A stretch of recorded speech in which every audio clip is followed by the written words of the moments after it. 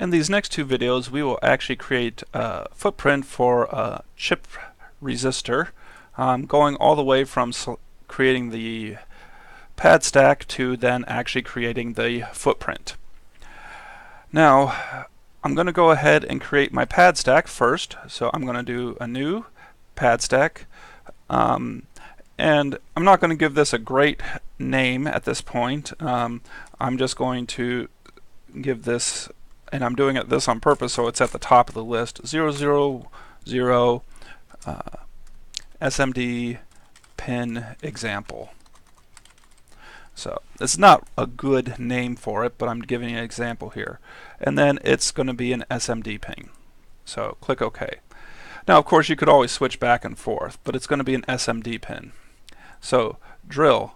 Notice by default it says none, because a surface mount should not have a hole being drilled. Now technically you could still drill a hole, but by default a SMD should not have a hole being drilled.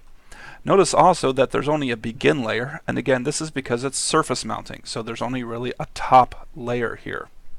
Okay, so we have our regular pad here that we're going to do, and typically you have rectangular pad stacks for surface mount components. Now, before we do this, let's go ahead and pull up here.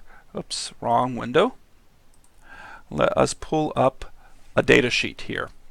And this is how you'll need to be able to determine what kind of pad stacks and other things for sizes with footprints.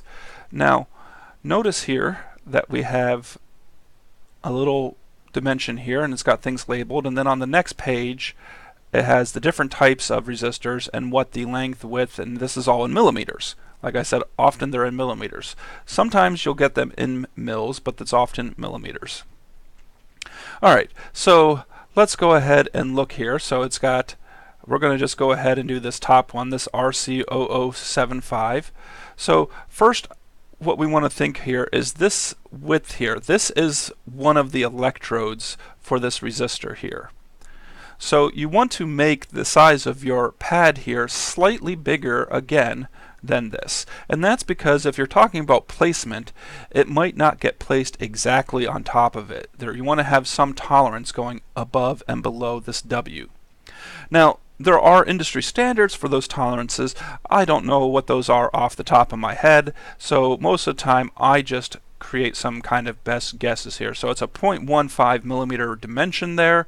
So if I say that's 0.15, I'm going to go ahead and maybe make mine 0.18. It could be actually 0.16. I think this is just me remembering something. I think it might be 10% is a standard one, but I'm not. You don't quote me on that. I already lost what the dimension was here. No, that's the wrong thing here. What was my dimension here? It was 0.15 millimeters. Alright, I'm changing my mind. That's a very small chip resistor. Let's go to a bigger one here. Let's go to the one that's the biggest one here. It's 3.1 millimeters. Alright, so if it's 3.1 millimeters, I might do a if I do 10%, 3.4 millimeters, for instance. So that's what I'm going to do. I'm going to do 3.4 millimeters.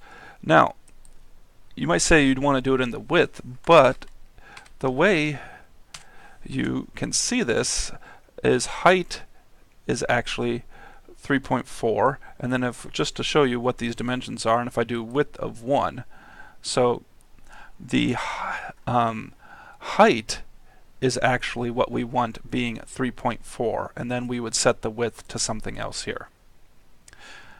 And so in order to determine the width that we desire, we should go back to the data sheet here. So what I want to look at here is this measurement right here. This is the electrode I2. And so that's, you can think of it as being the width of the electrode, because remember we're thinking this W here is really the height of the pad, and this is going to be the width of the pad. And again, we want to have it a little bit bigger, so let's look at what I2 is for the RC2510. So that's 0.5 millimeters. And so again, if we give it a little bit of extra so that it's a little bit larger, and actually these tend to be a little bit larger. I'm trying to find my pad stack here. Let's go ahead, instead of it being 0.5, let's go ahead and do 0.7. And so I now have my pad here. It's 3.4 millimeters high and it's 0.7 millimeters wide. Now we have to go through and do the mask layers again. Solder mask makes slightly bigger, so it's not a, should definitely do a rectangle here. And so the width of this is 0.8 then, to make it a little bit bigger, and then this would be 3.5. So again, to make it a little bit bigger. And we only have a solder mask top that we really need to do here because I'm not doing a bottom. So, and I made it slightly bigger. Now, because we are doing surface mounting here, we often want solder paste dispensed on it.